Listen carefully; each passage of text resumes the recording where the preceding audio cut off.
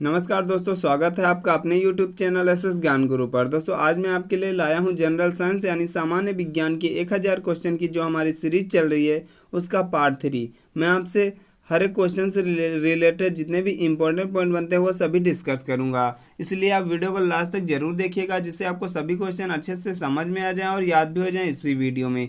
और अगर आप मेरे चैनल पर अपलोड होने वाली सभी वीडियो का PDF फाइल, करंट अफेयर और भी स्टडी मटेरियल पाना चाहते हैं तो आप हमारे टेलीग्राम या व्हाट्सएप ग्रुप को ज्वाइन कर सकते हैं, जिसका लिंक आपको वीडियो के डिस्क्रिप्शन में मिल जाएगा। तो चलिए वीडियो को स्टार्ट कर लेते हैं।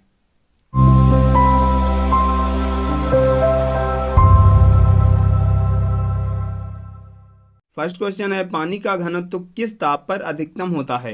देखिए, पानी का घनत्व 4 डिग्री सेल्सियस पर अधिकतम होता है। इसका राइट आंसर ऑप्शन बी हो जाएगा। और ऐसा पानी के मॉलिक्यूलर स्ट्रक्चर के कारण होता है। ठीक है, पानी के मॉलिक्यूलर स्ट्रक्चर के कारण होता है। और ऐसा इसलिए भी होता है क्योंकि तापमान जब 4 डिग्री सेल्सियस से कम पर होता है तो पानी का घनत्व अचानक से कम होने लगता है। ठीक है, अचानक से घटने लगता है, इसीलिए ऐसा होता है। चलिए अगला क्वेश्चन देखते हैं। अगला, किस तापमान पर सेल्सियस और फ़ारेनहाइट का मान समान होता है। इसका right answer option A -40 degree हो जाएगा। ठीक है, -40 डिग्री तापमान पर सेल्सियस और फ़ारेनहाइट का मान समान होता है। चलिए अगला देखते हैं। वायु में ध्वनि का वेग लगभग कितना होता है। वायु में ध्वनि का वेग लगभग 330 मीटर प्रति सेकेंड होता है। ठीक है, इसका राइट आंसर ऑप्शन ए हो जाएगा। किसी भी माध्यम में जैसे हवा, जल, लोहा में ध्वनि जो 1 सेकेंड में जितनी दूरी तय करती है उसे उस माध्यम में ध्वनि का वेग कहते हैं। ठीक है, उसे उस माध्यम में ध्वनि का वेग कहते हैं। निर्वात में ध्वनि का संचरण नहीं हो पाता। ठीक है, शुष्क वायु में 20 डिग्री सेल्सियस पर ध्वनि का वेग कितना होता है, 343.59 मीटर प्रति सेकेंड होता है। ठीक है, मीटर प्रति सेकेंड होता है। और देखिए ऐसे 330 वायु में ध्वनि का वेग लगभग 330 मीटर प्रति सेकेंड होता है। चलिए अगला देखते हैं। अगला, ध्वनि या ध्वनि प्रदूषण किसे मापा जाता है। देखिए, ध्वनि प्रदूषण किसे मापा जाता है। इसका right answer option C decibel हो जाएगा। डेसिबल में मापा जाता है। ध्वनि प्रदूषण जो है डेसिबल में मापा जाता है। और ध्वनि प्रदूषण अत्यधिक शोर या किसी प्रकार की अनुपयोगी ध्वनियों को कहते हैं। ध्वनि प्रदूषण किसे कहते हैं, अत्यधिक शोर या किसी प्रकार की अनुपयोगी ध्वनियों को कहते हैं। चलिए अगला क्वेश्चन डिस्कस करते हैं। अगला, साधारण बातचीत में ध्वनि की तीव्रता कितनी होती है। देखिए, साधारण बातचीत में ध्वनि की तीव्रता 30 से 40 डेसिबल होती है। इसका राइट आंसर ऑप्शन बी हो जाएगा। चलिए अगला देखते हैं। यदि वायुमंडल ना हो तो पृथ्वी से आकाश किस रंग का दिखाई देगा।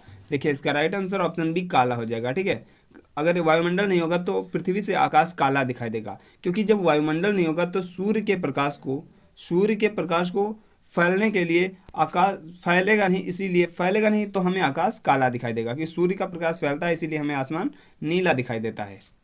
चलिए अगला है, प्राथमिक रंग कौन सा है। देखिए, प्राथमिक रंग कौन सा है, कौन कौन से हैं। प्राथमिक रंग नीला, हरा और लाल, 3 रंग जो प्राथमिक रंग है। इसका राइट आंसर ऑप्शन सी हो जाएगा। ठीक है, प्राथमिक रंग कौन से होते हैं। प्राथमिक रंग वे होते हैं जिनको हम किसी मिश्रण द्वारा प्राप्त नहीं कर सकते। ठीक है, मिश्रण द्वारा प्राप्त नहीं कर सकते, वो प्राथमिक रंग कहलाते हैं। देखिए, चित्रकारी में लाल, नीला और पीला, ये 3 रंग जो है प्राथमिक रंग माने जाते हैं। ठीक है, और आपको भौतिक में बता दें, लाल, नीला और हरा, ये जो है भौतिक शास्त्र में लाल, नीला और हरा, ये तीनों जो हैं प्राथमिक रंग माने जाते हैं। और इन्हीं रंगों को क्या कहा जाता है, मूल रंग भी कहा जाता है। चलिए अगला है, रक्त का शुद्धिकरण कहाँ होता है। देखिए, रक्त का शुद्धिकरण कहाँ होता है, किडनी में होता है। ठीक है, इसका राइट आंसर ऑप्शन सी हो जाएगा। चलिए अगला देख लेते हैं। अगला है, मानव शरीर के भीतर खून निम्न में से किसकी उपस्थिति के कारण नहीं जमता। देखिए, किसकी उपस्थिति के कारण नहीं जमता, हिपैरिन की उपस्थिति के कारण मानव शरीर के भीतर खून नहीं जमता। इसका राइट आंसर ऑप्शन बी हो जाएगा। चलिए अगला देख लेते हैं। अगला है, प्लाज्मा में जल का प्रतिशत कितना होता है। देखिए, प्लाज्मा में जल का प्रतिशत कितना, 90% होता है। ठीक है, इसका राइट आंसर ऑप्शन डी हो जाएगा। प्लाज्मा में जल का 90% होता है। चलिए अगला है, सूर्य में नाभिकीय ईंधन है। सूर्य में नाभिकीय ईंधन क्या है, सूर्य में नाभिकीय ईंधन जो है हाइड्रोजन है। इसका राइट आंसर ऑप्शन सी हो जाएगा। ठीक है, सूर्य में नाभिकीय ईंधन हाइड्रोजन है। चलिए अगला देखते हैं। हेनरी किसका मात्रक है। देखिए, हेनरी जो है प्रेरकत्व का मात्रक है। इसका राइट आंसर ऑप्शन सी हो जाएगा। और प्रेरकत्व की एसआई इकाई है, मतलब जो हेनरी है ये हेनरी का जो मात्रक है प्रेरकत्व होता है, प्रेरकत्व जो है एसआई इकाई है, ठीक है। इसे अमेरिकी वैज्ञानिक जोसेफ हेनरी के नाम पर रखा गया, ठीक है। जोसेफ हेनरी, अमेरिकी वैज्ञानिक जोसेफ हेनरी के नाम पर रखा गया। चलिए अगला क्वेश्चन डिस्कस करते हैं। दोस्तों अगर आपको वीडियो पसंद आ रही हो तो वीडियो को लाइक और चैनल को सब्सक्राइब भी जरूर कर लीजिएगा। चलिए अगला देखते हैं। खाना पकाने के बर्तनों के निचले बाहरी हिस्से को काला क्यों छोड़ा जाता है? खाना पकाने वाले बर्तनों में से जो होते हैं उनके निचला हिस्सा काला क्यों छोड़ा जाता है? काली सतह जो होती है ऊष्मा की अच्छी अवशोषक होती है। इसका राइट आंसर ऑप्शन डी हो जाएगा। काली सतह जो होती है ऊष्मा की अच्छी अवशोषक होती है, इसीलिए उसे काला छोड़ा जाता है। चलिए अगला क्वेश्चन है। भाप से हाथ अधिक जलता है अपेक्षाकृत उबलते जल से, क्योंकि भाप में गुप्त ऊष्मा अधिक होती है, ठीक है। इसका राइट आंसर ऑप्शन ए हो जाएगा। चलिए अगला देख लेते हैं। वाष्प की गुप्त ऊष्मा होती है, वाष्प की गुप्त ऊष्मा 536 कैलोरी प्रति ग्राम होती है, ठीक है। इसका राइट आंसर ऑप्शन ए हो जाएगा। चलिए अगला क्वेश्चन देखते हैं। सितारों में अच्छे ऊर्जा के स्रोत क्या कारण है, ठीक है। अच्छे ऊर्जा के स्रोत का क्या कारण है? तो इसका राइट आंसर ऑप्शन ए हो जाएगा, हाइड्रोजन का हीलियम में परिवर्तन।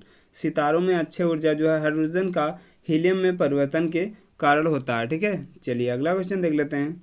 अगला, एक्सरे का आविष्कार किसने किया था? एक्सरे का आविष्कार रॉन्टजन ने किया था, ठीक है। इनका पूरा नाम जो है विल्हेल्म कोनराड रॉन्टजन है, ठीक है। विल्हेल्म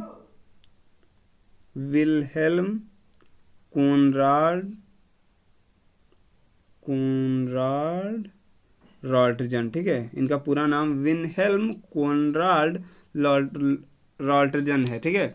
और इन्होंने एक्सरे का आविष्कार कब किया था? 1895 में किया था, तब ये 50 वर्ष के थे, ठीक है। अगला क्वेश्चन देखते हैं। हृदय का क्या काम है, ठीक है। हृदय का क्या काम है?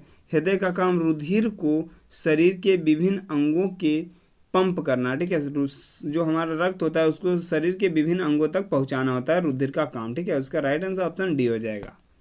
चलिए अगला क्वेश्चन देख लेते हैं। रेशम का कीड़ा अपने जीवन चक्र के किस चरण में वाणिज्य तंतु पैदा करता है? रेशम का कीड़ा जो है अपने जीवन चक्र में किस चरण में वाणिज्य तंतु पैदा करता है? इमिगो में। इसका राइट आंसर ऑप्शन डी हो जाएगा, ठीक है। इसका राइट आंसर ऑप्शन बी होगा, प्यूपा, ठीक है। राइट आंसर ऑप्शन बी होगा, प्यूपा में जो है रेशम का कीड़ा अपने जीवन चक्र में प्यूपा में वाणिज्य तंतु पैदा करता है, ठीक है। अगला क्वेश्चन और लास्ट क्वेश्चन देखते हैं। हाइड्रोपोनिक्स किससे संबंधित है? हाइड्रोपोनिक्स जो है मिट्टी के बिना पौधों की वृद्धि से संबंधित है। हाइड्रोपोनिक्स जो है इसे जो मिट्टी के बिना पौधे की वृद्धि और उसका पालन पोषण किया जा सकता है, ठीक है। दोस्तों बस आज की वीडियो यहीं पर समाप्त होती है। अगर आपको वीडियो पसंद आई हो तो वीडियो को लाइक और चैनल को सब्सक्राइब भी जरूर कर लीजिएगा, जिससे आपको ऐसी और वीडियोस आगे भी देखने को मिलती रहें।